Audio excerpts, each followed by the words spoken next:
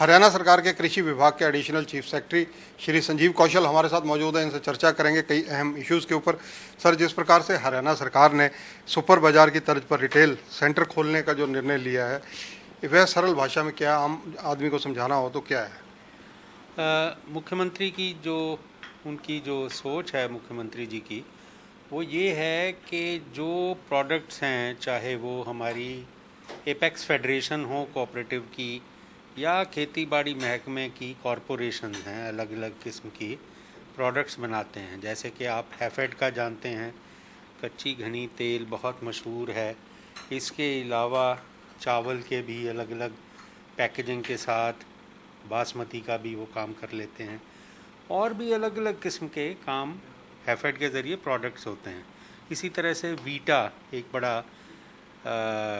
आप जानते हैं ब्रांड, एक बहुत एस्टेब्लिश हो चुका, और इसी में जो हमारी फेडरेशन है डेयरी की, वो इसके साथ चाहे वो पनीर हो, चाहे वो दूध के अलग अलग प्रोडक्ट्स हों, मिठाई तक बना लेते हैं। इसके अलावा khadi and village industries board है, वो भी कर सकते हैं। एमएसएमई के कई प्रोडक्ट्स को मार्केट करते हैं। तो ये सोच थी कि अगर हम इसका एक रिटेल सेल के लिए एक बनाएं, एक प्लेटफॉर्म बनाएं, तो वो बहुत कामयाब रहेगा। तो इसीलिए 2000 इस तरह की रिटेल शॉप्स खोलने का फ़ैसला हुआ है, जिसमें कि हम बेरोज़गार या जो अपने काइंड ऑफ अंडर एम्प्लॉयड आदमी हो, उनको मौका मिलेगा, और एश्योर्ड इनकम एक 10,000 रुपये के करीब ज़रूर व्यक्ति को मिले प्रति माह। वो एक सिस्टम बना रहे हैं। उसके लिए हमने एक स्ट्रक्चर सोचा है।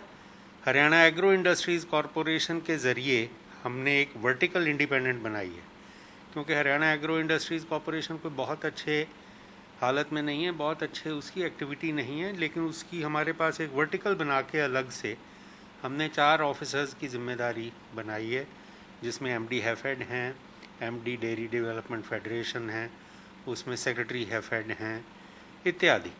और वो उसका कैसे फ्रेंचाइजी मॉडल में चलाना है, वेंडर्स कैसे रखने हैं, और किस तरह से ये व्यक्तियों का चुनाव करना है, चुनाव नहीं कहना चाहिए, एक तरह से उनको चिन्हित करना है एडवर्टाइजमेंट के ज़रिए, वो काम किया जाएगा। और हम आशा करते हैं कि 15 अगस्त को उसका पूरा रूपरेखा जो है वो हम मुख्यमंत्री जी को सौंप देंगे। मुख्यमंत्री जी उसके बारे में फिर आपको पूरी चीज़ जो भी उसकी रूपरेखा बनती है वो आपको बनाएंगे। पर मोटे तौर पे जैसे कल बताया प्रेस कॉन्फ्रेंस में उन्होंने, वो ये रूपरेखा है। इसमें प्रोडक्ट्स अलग अलग किस्म के होंगे। एक आपको उन्होंने ये भी बताया कि हरित ब्रांड हम प्रमोट करेंगे। कुछ पानी की भी बात आई आपके सामने, तो एक ब्रांड भी हम रजिस्टर करवाएंगे उसका, जो हरियाणा का एक ख़ास तौर पर चिन्हित ब्रांड हो जाएगा। सर, जो रिटेल सेंटर ये 2000 खोलने की बात की जा रही है, ये कहाँ कहाँ खुलेंगे? शहरों में खुलेंगे, गांवों में खुलेंगे, या सभी जगह छांट कर चयन कर दिए जाएंगे? हम चाहते हैं कि गांवों में भी हों, शहरों में भी हों, ख़ास तौर पे सबर्बन एरियाज़ में ज़रूर हों, और प्रोडक्ट्स थोड़े अलग अलग होंगे, क्योंकि आप जानते हैं ग्रामीण अंचल में कुछ अलग किस्म के प्रोडक्ट्स की आवश्यकता आमतौर पर लोग महसूस करेंगे।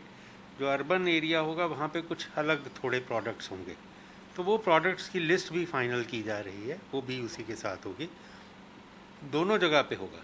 ज़मीन चाहे सरकारी मिल जाए हमारे पास, जैसे गाँव में पैक्स की अलग अलग प्राइमरी एग्रीकल्चरल कोऑपरेटिव सोसाइटीज़ के गोडाउन पड़े हैं, उनके पास जगह है रखने की, उसको डेवलप किया जा सकता है। अलग अलग जगह पे वीटा वाले तो आप जानते हैं बूथ ही इस्टेब्लिश हो जाते हैं, तो वो भी एक हमारे पास सारे मॉडल्स हैं जिन पे हम चलेंगे। तो सर, ये रिटेल सेंटर के लिए जगह जो उपलब्ध करवाई जाएगी वो रेंट बेसिस पर करवाई जाएगी, लीज पर करवाई जाएगी, या क्या रहेगा? यही रेखा जो है वो आपके सामने हम 15 अगस्त तक, जैसे मैंने कहा, वो रखी जाएगी। और कोशिश ये होगी कि कोई भी व्यक्ति हो, उसको हमने इंफ्रास्ट्रक्चर प्रोवाइड करना है, और वो पहली बार का जो रोटेशन के लिए उसने सामान बेचना है उसका भी खर्चा होता है। आप जानते हैं वर्किंग कैपिटल होगा, वो 1-2 आदमी अगर नौकरी पे भी अपने साथ रखना चाहेगा तो वो भी रखने के काबिल बने, तो उसको लोन की सुविधा भी हम प्राप्त करवाएंगे अलग अलग बैंक्स के पास अप्रोच करके, सिस्टम बनाएंगे उसका एक बहुत अच्छा। कितना हमारे कॉरपोरेशन की तरफ से उनको पैसे दिए जाएंगे वो भी उसका रख रखाव करते हुए हम पूरा उनको सुविधा देंगे। सर, राज्य सरकार ने जो किसान मित्र योजना शुरुआत की है, वो किसान मित्र योजना बेसिकली है क्या? उसका लाभ कैसे आम लोगों को मिलेगा, कि किन लोगों को मिलेगा? किसान मित्र योजना के बारे में मुख्यमंत्री जी ने मेरे ख्याल में कल आपसे जिक्र किया है। इसका विस्तृत जो रूपरेखा है उसके बारे में एक बैठक रखी गई है 30 तारीख को। पहले आपको ध्यान होगा हमारे agriculture and farmers welfare department में एक किसान क्लब बनाए गए थे। वो हर ज़िले में बनाए गए थे। एक वक्त में उनको कहा गया था कि डिप्टी डायरेक्टर एग्रीकल्चर किसान क्लब बनाए। उसमें कोई क्लियर दिशा निर्देश नहीं थे, उसके लिए बजटरी कोई एलोकेशन नहीं थी, उसमें क्या वो क्लब करेंगे ये भी कोई ऐसा गाइडलाइंस नहीं थी। तो कई जगह पर तो क्लब बने, उनका आपस में उन्होंने खुद ही चुनाव कर लिया, और फिर उसके बाद कई जगह पर तो वो एक्टिव रहे, कई जगह पर वो बिल्कुल ही निष्क्रिय हो गए। उसका सही तरह से फ़ायदा जो होना चाहिए किसान को और सरकार की जो स्कीम्स को लागू करने के लिए, वो नहीं हो पा रहा था। तो यही सोच है मुख्यमंत्री जी की कि एक किसान मित्र किस्म से एक नई स्कीम शुरू करेंगे। तो उसके बारे में हमने 30 को बैठक रखी है, उसमें हम ये सारा खाका रखेंगे, बनाएंगे, और फिर उसके बाद आप सबसे साझा भी करेंगे। सर, किसान मित्र क्लब के लिए मेन प्रारूप क्या रहेगा? किस तरह से मतलब सबको संगठित करने की तरफ चला जा सकता है, कैसे चला जा सकता मैंने है? जैसे आपको बताया, पहले किसान क्लब थे और वो बड़ा एक लूज़ किस्म का एक संगठन सा बना था। हर डिप्टी डायरेक्टर एग्रीकल्चर अपनी तरह से उसका फ़ायदा उठाते थे या बताते थे कि किसान को क्या लाभ हो सकते हैं, क्या स्कीम हो सकती है। अब ये एक तरह से असिस्टेंस देंगे डायरेक्टली किसान को। अगर उदाहरण दूं, कोई उन्नत किसान, कोई बहुत अच्छा किसानी करने वाला व्यक्ति, अगर उसको जोड़ा जाए और वो दूसरे किसानों को सिखा पाए कि आप ये चीज़ करें तो आपको ये फ़ायदे होंगे, सरकार की तरफ से किन चीज़ों में उसको मदद मिल सकती है, सब्सिडी मिल सकती है, खरीद में फ़ायदा हो सकता है, या वो प्राइवेट सेल भी करना चाहे तो क्या हो सकता है, वो सारी चीज़ें वो किसान मित्र के ज़रिए भी पता लग सकती हैं। जैसा मैंने कहा, थोड़ा सब्र रखिए, 30 तक ये हम खाका पूरा बना के फिर आपसे शेयर करेंगे। सर, पिंजौर अगर गन्नौर की बात की जाए, वहाँ पर सेब की 2 मंडियाँ स्थापित करने की बात की जा रही है, उसका लाभ कैसे मिलेगा? बेरोजगार लोगों को कैसे ये लाभान्वित करेंगी? देखिए, जो पिंजौर है वहाँ पर वो जो HMT की ज़मीन है उसे लिया गया था, आपको मालूम ही है। वहाँ पर हम एप्पल मार्केट बनाने के लिए हमने एक कंसल्टेंट को भी एंगेज किया था। वो पूरा उनकी रिपोर्ट बन चुकी है, DPR बन चुका है, और उसके लिए कार्रवाई हम आगे की कर रहे हैं, जल्दी ही करेंगे। कि कोविड के वातावरण में थोड़ा सा उसमें धीमी गति हुई, लेकिन हम कोशिश करेंगे महीने 2 महीने में उस पर और आगे बढ़ें। जहाँ तक गन्नौर की बात है, वहाँ पर हमारा बहुत ambitious India international horticulture market बनाने का एक खाका रखा गया है, और उसमें उसको, आपको पता है ये बड़े पुराना एक सोच थी हरियाणा सरकार की, लेकिन बीच में छोड़ दी गई। किन्हीं कारणों से एक पहले रंगिस नाम की बहुत अच्छी पेरिस में एग्रीकल्चरल इस तरह की हॉर्टिकल्चर मार्केट है, उनको कंसल्टेंट भी नियुक्त किया गया था, लेकिन वो उन्होंने प्राइमरी DPR बनाई भी, लेकिन किसी कारणवश वो 2010 के करीब जाके वो काम ठप हो गया था। अब सरकार ने दोबारा उसका बीड़ा उठाया है, और उसका पहला स्टेप होता है, आप जानते हैं, एक उसकी हमने बोर्ड ऑफ डायरेक्टर्स बनाया जिसके हमारे चेयरमैन चीफ सेक्रेटरी साहिबा हैं। दूसरा, हमने इसके प्रपोज़ल को शुरू करने के लिए, ताकि देरी ना लगे, अलग अलग सेक्रेटरीज़ की कमिटीज़ वगैरह में देरी ना लगे, इसलिए एक हमने स्क्रीनिंग कमेटी एक बना दी, मॉनिटरिंग स्क्रीनिंग कमेटी। वो मुख्यमंत्री जी की अध्यक्षता में ही है। उसमें एग्रीकल्चर मिनिस्टर हैं, चीफ सेक्रेटरी हैं, मैं हूँ, कुछ 1-2 और ऑफिसर्स हैं। उसमें ये इच्छा है कि जल्दी से जल्दी हम जो फैसले करें उनको क्रियान्वित किया जा सके। तो वो तकरीबन एक तरह से कैबिनेट की बॉडी है। तो वो हमने सबसे पहला स्टेप ये लिया कि हमने ट्रांजैक्शन एडवाइज़र, जो ये सारा कार्रवाई करने के लिए हमें बोर्ड को मदद करेगा, उनको चुनने के लिए हमने निविदाएं आमंत्रित की और वो सारी प्रक्रिया करके अभी हमने 4-5 दिन पहले ट्रांजैक्शन एडवाइज़र को नियुक्त कर दिया है। KPMG हमारे ट्रांजैक्शन एडवाइज़र होंगे। अब ट्रांजैक्शन एडवाइज़र हमारे साथ सलाह करके उसका बेसिक स्कोप ऑफ वर्क बनाने के लिए वो एक निविदा हमारे लिए बना के देंगे, जिससे हम EPC कॉन्ट्रैक्टर इसका चुन लेंगे, जो कि फिर IIHM को सारी स्थिति का डिज़ाइन, उसकी इम्प्लीमेंटेशन, उसकी जो कंस्ट्रक्शन, इंजीनियरिंग, प्रोक्योरमेंट है, वो सारा काम करेंगे। तो ये काफ़ी विस्तृत सोच है। आशा है कि ये 2,500 से 3,000 करोड़ का कम से कम इसमें खर्चा होगा। तो काफ़ी अच्छी तरह से इसकी प्लानिंग की जा रही है। वो कार्रवाई आजकल हम कर रहे हैं, जिसका आपसे जिक्र किया था मुख्यमंत्री जी ने। सर, मुख्यमंत्री जी ने एक मृदा प्रशिक्षण लैब का भी जिक्र किया था, जो कि विभिन्न शैक्षणिक संस्थानों के माध्यम से अलग अलग जगह पर शुरू की जाएंगी।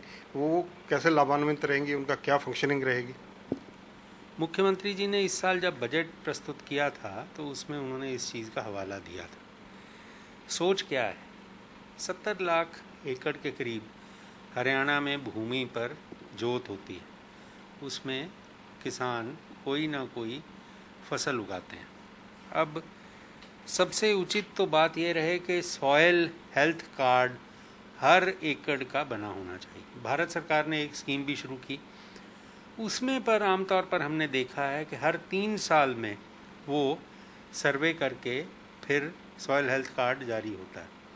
3 एकड़ पर होता था पहले, अब उसमें और बढ़ोतरी की गई है, वृद्धि की गई है। कोशिश ये है कि 70 लाख एकड़ का पूरा जो रकबा है, हर एक एकड़ पर एक सॉयल हेल्थ कार्ड हो और किसान को उससे फ़ायदा ये हो कि उसको कौन सी फसल उगानी चाहिए, क्या क्या न्यूट्रिएंट्स उसको डालने की आवश्यकता होगी, कैसे उसका रख रखाव करे, वो सारी उससे गाइडेंस इसी सॉयल हेल्थ कार्ड से मिलती है। सर, इसके अलावा मेरा पानी मेरी विरासत योजना शुरू की गई थी, क्या उसने अपना टारगेट अचीव कर लिया या नहीं? जी, हम आज के दिन 1,18,000 हेक्टेयर के करीब लोगों को एक तरह से उनको हम इंसेंटिवाइज कर सके हैं। उनसे बातचीत के बाद 1,18,000 हेक्टेयर भूमि में लोगों ने डाइवर्सिफिकेशन की है। धान को छोड़कर वो दूसरी फसल उगाने पे जुटे हैं उसमें, चाहे वो बाजरा हो, चाहे वो मेज़ हो, मक्का, चाहे वो कॉटन हो, इत्यादि इत्यादि। हॉर्टिकल्चरल प्रोडक्ट्स भी हैं उसमें प्रोड्यूस, उसमें सब्जियां भी हैं, उसमें फल भी हैं। तो ये 1,18,000 हेक्टेयर जब हमने स्कीम शुरू की थी तो लोग सोचते थे बहुत ही ज़्यादा एम्बिशियस सोच है, लेकिन हम उसको पूरा कर सकें। हमारा टारगेट तो असल में शुरू में 60,000 हेक्टेयर था, उसको फिर हमने बढ़ा के 1,00,000 हेक्टेयर किया। अब हम उससे भी आगे जा चुके हैं। आज के दिन वो सारा प्रोसेस चल रहा है। हमने डेमोन्स्ट्रेशन प्लॉट्स बनाए, हमने मेज़ प्लांटर खरीदे, न्यूमेटिक मेज़ प्लांटर खरीदे, हमने 7,000 पर एकड़ का बेनिफिट दिया और हमने रिचार्ज शाफ्ट्स लगवाने का काम शुरू किया है। मैं आपको ये भी बताना चाहूँगा, 1,000 रिचार्ज शाफ्ट्स लगाने का फैसला किया है कि जहाँ भी फ्लड प्रोन क्षेत्र हो वहाँ पर किसान खेती अच्छी तरह से कर सके और धान के अलावा भी फसल उगा सके, उसके लिए काम किया जा रहा है। तो ये बड़ा कामयाब इंटरवेंशन रही है। अब हम वेरिफिकेशंस कर रहे हैं कि पिछले साल ये चीज़ बड़ी, जैसे मुख्यमंत्री जी ने कल कहा, ये चीज़ बड़ी क्लियर होनी चाहिए कि पिछले साल धान बीजा था किसान ने उस भूमि में और इस साल नहीं बीजा। तो ये वेरिफिकेशंस इस वक्त चल रही हैं। 20,000 हेक्टेयर से ज़्यादा की वेरिफिकेशन हो चुकी है आज के दिन। सर, इसके अलावा 2 अध्यादेश केंद्र सरकार ने जारी किए हैं, उनको लेकर किसान संगठन हो चाहे भारतीय किसान यूनियन हो, विरोध कर रहे हैं, इनको तानाशाही बता रहे हैं। क्या कारण है इसके, जो उनको ये समझने में कहीं ना कहीं फ़र्क आ रहा है? धरनी साहब, मैं नहीं मानता कि किसान ने कोई बहुत ज़्यादा इसके बारे में विरोध किया है। पंजाब में स्थिति अलग है। शायद कुछ लोगों को, जैसे बताया चीफ मिनिस्टर साहब ने, इसके बारे में सूचना पूरी ना होने करके कुछ गलतफहमी हुई होगी। मिनिमम सपोर्ट प्राइस पर जो ख़रीद है हरियाणा में, भारतवर्ष में सबसे ज़्यादा की जाती है। वो क्यों मैं कह रहा हूँ सबसे ज़्यादा, मतलब वीट पैडी तो होता ही है, वो पंजाब में भी होता है, कई जगह पे हो सकता है, लेकिन बाजरा 100% खरीदा जा रहा है। अब मक्का भी हमने अनाउंस किया है 100% खरीदा जाएगा, जो सितंबर में आना है। सरसों की खरीद हरियाणा में 100% की जाती है। सूरजमुखी की अभी खरीद हमने 15 तारीख को ख़त्म की है, जो कि 100% किसान को वो भी खरीदी है। इत्यादि हमने इसी तरह से चना भी खरीदा है 100% जो किसान का होता है। ये व्यापक तौर पर खरीद जो फसल की है मिनिमम सपोर्ट प्राइस पर है, जो कि भारत सरकार निर्धारित करती है, और हरियाणा ही ऐसा प्रदेश है सारे हिंदुस्तान में जो ये इस तरह से खरीद कर रहा है। तो ये तो एक बेमानी बात है कि एमएसपी ख़त्म हो जाएगा, ऐसा कुछ नहीं है। ये जो ऑर्डिनेंस हैं मेन तौर पर आप इसको देखें, पहला एपीएमसी वाली जो ऑर्डिनेंस है उसमें किसानों को इंटर स्टेट और इंट्रा स्टेट, अंतर प्रदेशीय या प्रदेश के अंदर ही खरीद और बेच के लिए सुविधा देने के लिए एक सिस्टम बनाया गया। उसमें चाहे ई नैम की सुविधा हो वो बनाई गई है। तो इससे खरीदो फरोख्त आसानी से किसान को हर तरह से करने का मौका मिलेगा। अगर कोई ख़रीदार मिलता हो, अगर वो कोई एफपीओ हो, उसे तो पैन कार्ड की भी आवश्यकता नहीं रहेगी अब। तो ये बहुत सुविधाजनक है। एक ये भी सोच इसमें है कि एक ट्रेड एरिया डिक्लेयर कर दिया, या तो हो कि जी within the 4 walls of a market yard आए, तब मार्केट फीस लगेगी। क्यों? क्योंकि किसी ने इंफ्रास्ट्रक्चर खड़ा किया है, मार्केटिंग बोर्ड ने या मार्केट कमेटी ने, तो आप मान ही सकते हैं जब करोड़ों रुपए का खर्चा किया हो तो उसमें मार्केट फ़ीस लेना तो स्वाभाविक है। ये है कि अगर बाहर कोई बेचे तो उसे मार्केट फ़ीस नहीं लगेगी। ये एक इसमें अंतर है। इससे ये कुछ नहीं होता कि एमएसपी ख़त्म हो जाएगी, वो बिल्कुल अनर्गल बात होगी अगर कोई कहे। तो सर ये भ्रम की स्थिति क्यों है कि ओपन मार्केट में गेहूं बिकेगी तो काला बाजारी बढ़ेगी और इसके अलावा जो है ब्लैक मार्केटिंग को बढ़ावा मिलेगा? नहीं, ओपन मार्केट तो शब्द ही कोई नहीं है जी, इसमें ट्रेड एरिया डिफाइन होता है। ओपन मार्केट में बिकना तो मतलब क्या होता है? आप जानते हैं जितनी हरियाणा प्रदेश में गेहूं पैदा होता है, आपने देखा है आपके सामने, किसान को सबसे बढ़िया कीमत वैसे ही मिनिमम सपोर्ट प्राइस मिलती है। वो मंडी में आराम से उसको लाता है और मंडी में वो ख़रीद हो जाती है। तो इसमें शक क्या है? ये कोई दूसरे प्रदेश हो सकते हैं जहाँ पे एमएसपी पे ख़रीद नहीं होती। हरियाणा में तो ऐसी स्थिति है ही नहीं, इसीलिए मैं तो मानता ही नहीं कि ये कोई मुद्दा भी है इसका। सर गेहूं और चावल के संग्रहण से, स्टॉक करने से काला बाजारी को बढ़ावा मिलने की बातें मार्केट में आ रही हैं। नहीं नहीं नहीं नहीं नहीं, देखिए, जब गेहूं की खरीद सरकारी एजेंसियां कर रही हैं एफसीआई की तरफ से, और इसी तरह से धान की खरीद भी सरकारी एजेंसियां कर रही हैं एफसीआई की तरफ से, तो वो एफसीआई कहाँ इस्तेमाल करता है? वो पीडीएस में करता है। पीडीएस में जो करोड़ों टन सप्लाई करते हैं, सारे देश में जाता है वो एफसीआई तो करती है, और ये यहीं की आती है। हरियाणा पंजाब का ही तो सबसे ज़्यादा इसमें योगदान है। तो ये कहना बिल्कुल अनर्गल बात है कि इससे एमएसपी ख़त्म हो जाएगी, बिल्कुल इसमें तो कोई बात ही नहीं बनती। एक भ्रम की स्थिति सर और है कि कहीं मंडी बोर्ड को ख़त्म करने की प्लानिंग ना हो। नहीं नहीं नहीं नहीं, मंडी बोर्ड को ख़त्म क्यों करना है जी? हमारा तो बहुत ज़बरदस्त रूरल इंफ्रास्ट्रक्चर है हरियाणा का और पंजाब का भी।